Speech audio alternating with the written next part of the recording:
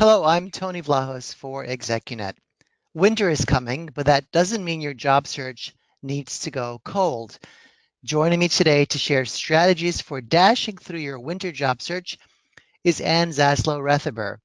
Ann is the president of International Search Consultants, a global executive recruiting firm launched in 1999. Ann, hello. Hi, Tony. How are you? Good, thank you. It's great to be talking to you. Thank you So, so much for um, having me. Our pleasure. It's December, and for many of us, that means what? Holiday parties, shopping for gifts, and drinking gallons of hot cocoa. Many executives, of course, who are searching for a new job or considering making a change are thinking, you know what? I'm just going to put it off until after the holidays. Is that a good idea, Anne? Honestly, I've been recruiting for 24 years, Tony, and I don't think we've ever had a year where the fourth quarter and the first quarter weren't the two busiest times of the year for us. Recruiting isn't really seasonal, it's good all the time, but the fourth quarter, so many people have the misconception that they should just stop until the first of the year, and that really is couldn't be farther from the truth.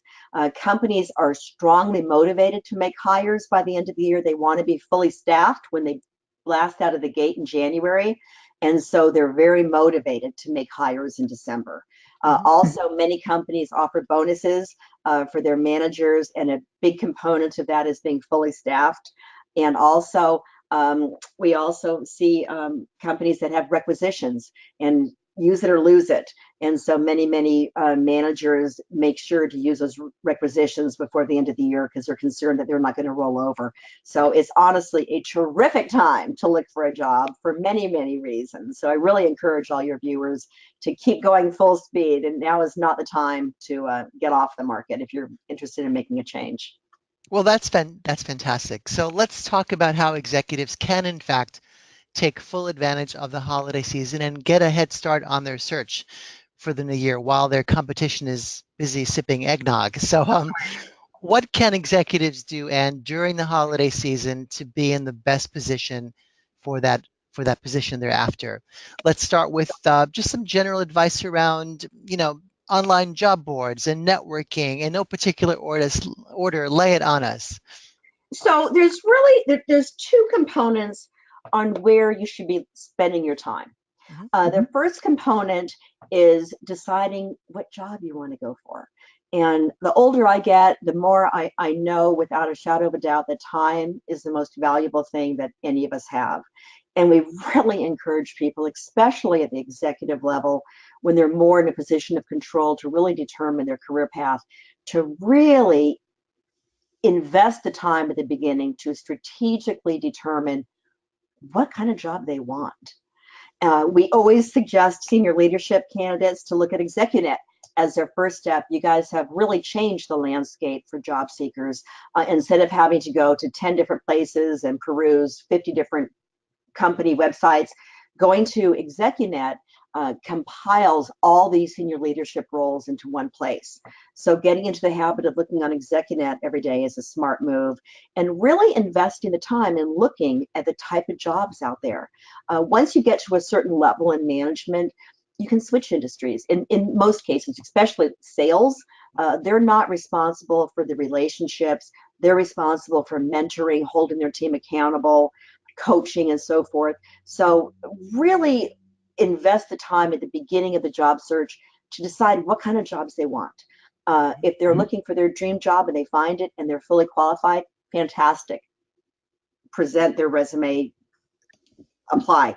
If they're not, give some thought as to what they're missing, what skills or qualifications they're missing, and then adjust their job search to get those. Most smart job seekers make career decisions based on where it's going to position them 1, 3, and 5 years down the line. Mhm. So going to ExecuNet is a terrific idea. Most companies are very aware of the direct competitors of their current employer. You can also go, I believe Hoover's has a free site that you can go to, and it's pretty cool. You can pull up direct competitors of their current position, and no one's going to jump higher for someone than a direct competitor. So doing that, you can also go on Google and set up Google Alerts. So those are the things that we would do on the first half to suggest where someone's going to look.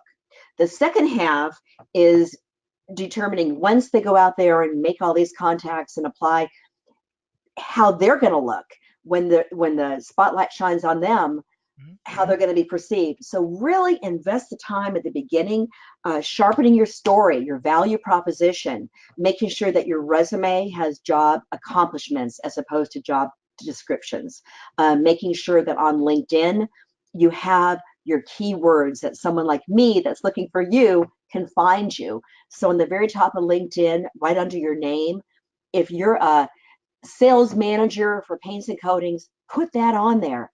Use the keywords that I am going to be looking for to find you.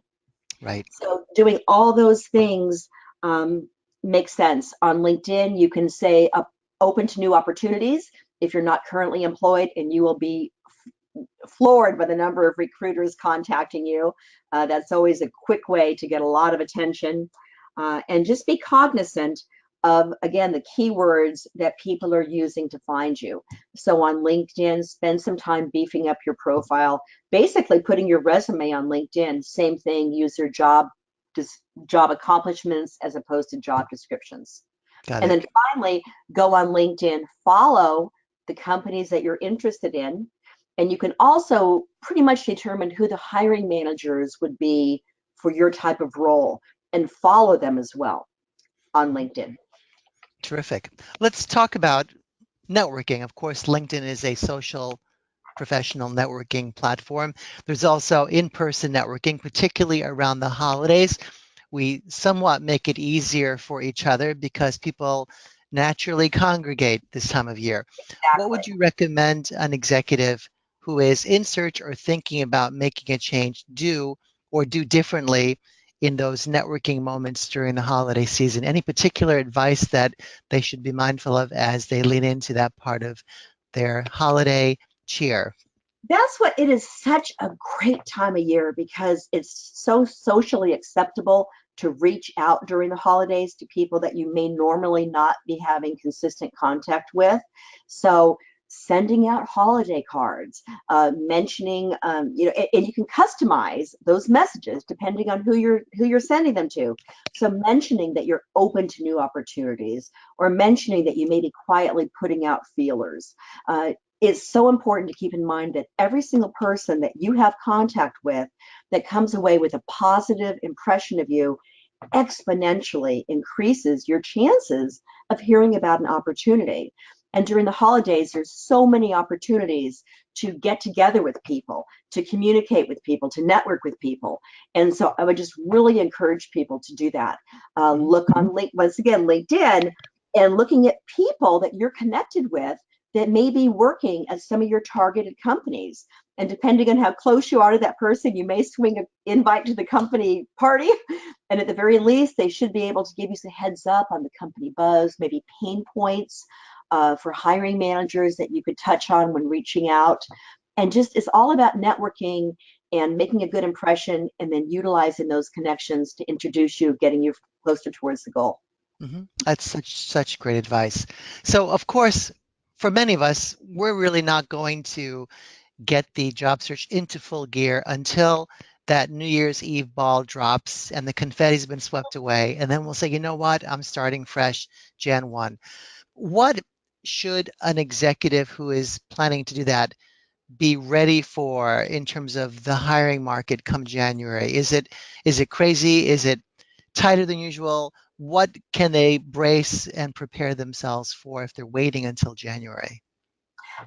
Again, 24 years of recruiting, the fourth quarter and the first quarter are typically incredibly strong. Right. All those reasons that I mentioned, companies wanting to be fully staffed to get out of the gate, all those reasons hold firm January, and it doesn't stop January 1. And it's a good time to be making a change right now if you're open to making a change, or if you're currently unemployed, to finding employment. With unemployment at an all-time low and companies growing, it's a good time for executives to be looking for a new position. So again, the advice is sharpen your story, be able to project it through your resume, your profile, your other collateral, And then network. taking advantage of the opportunity. We've never had an opportunity like this before that LinkedIn provides to be able to communicate with decision makers. Mhm. You, I, anyone out there can follow decision makers. And by adding insightful, thoughtful commentary on their posts, you can develop a relationship with people. You can get on their radar screen, and it really makes sense to do that. So if they want to sit behind the log and just wait until January, get their ducks in a row. Follow people on LinkedIn, follow companies on LinkedIn, set up Google alerts, get their image perfected in terms of bullet points on their resume, get their LinkedIn profile strong. And then in January, give it their all and reach out to hiring managers on LinkedIn. Make themselves known. It's really a unique opportunity, and we've never had that before. And I see it all the time, and we're deluged with candidates on a daily basis. But people consistently, like, they comment on my post and they call, and I know that person because I've already developed a relationship with them in the sense. Mhm. So all that makes a lot of sense to get people to pay attention to you.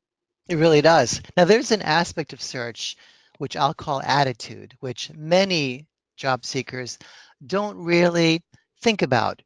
Talk to me about how attitude can make or break your job search effort, whether you're starting your search in December or waiting until January. What's your take on attitude, Ann?